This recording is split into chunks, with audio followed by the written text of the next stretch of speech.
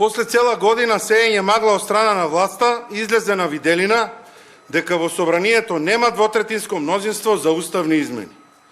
Во собранието нема 80 пратеници, а надвор од собранието над 80% од народот се противи на уставни измени под бугарски диктат. Денес се соочија со суверенитетот и интегритетот на Македонија од една страна и инаетот и ароганцијата на власта од друга страна.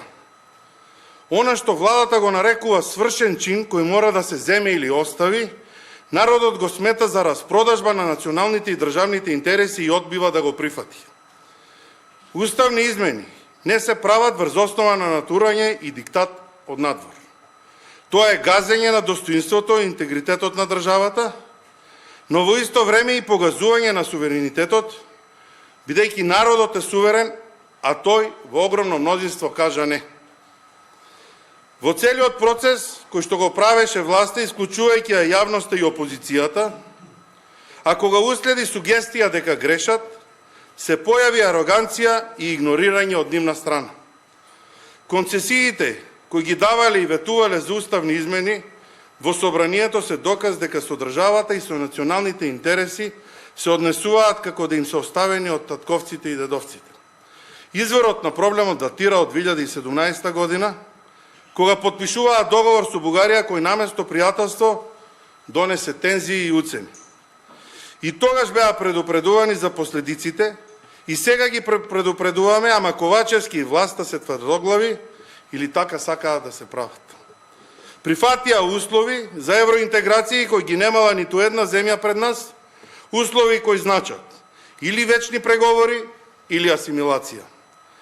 Ја внесоа со својата кусогледост државата во ќорсокак.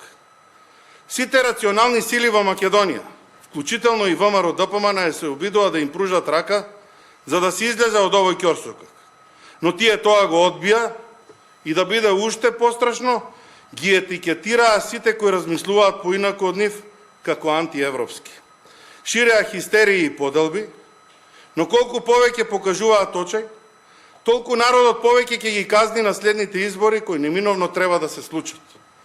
Оваа власт е развластена. Не само заради тоа што уставните измени им се удрија од зид, туку затоа што ја упропастија државата. Институциите се киднапирани, а СДСМ и ДУИ се фрлени на криминал и корупција која граѓаните ја плаќаат со своите пари, но и со своите животи.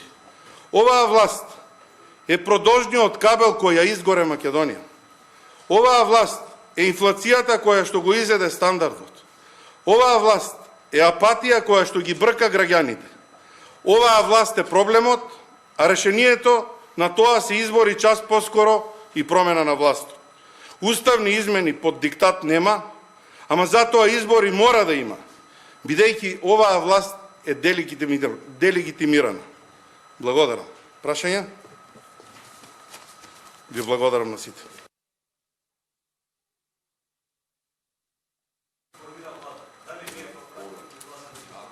Го имате ставот, зборуваше и председателот пред некој ден, ќе добиете дополнително. Ние сме сега во еден убав момент кога граѓаните на Република Македонија преку нивните представници кажаа не на она што владата го бута како бугарски диктат. Ви благодарам, ќе добиете дополнителни.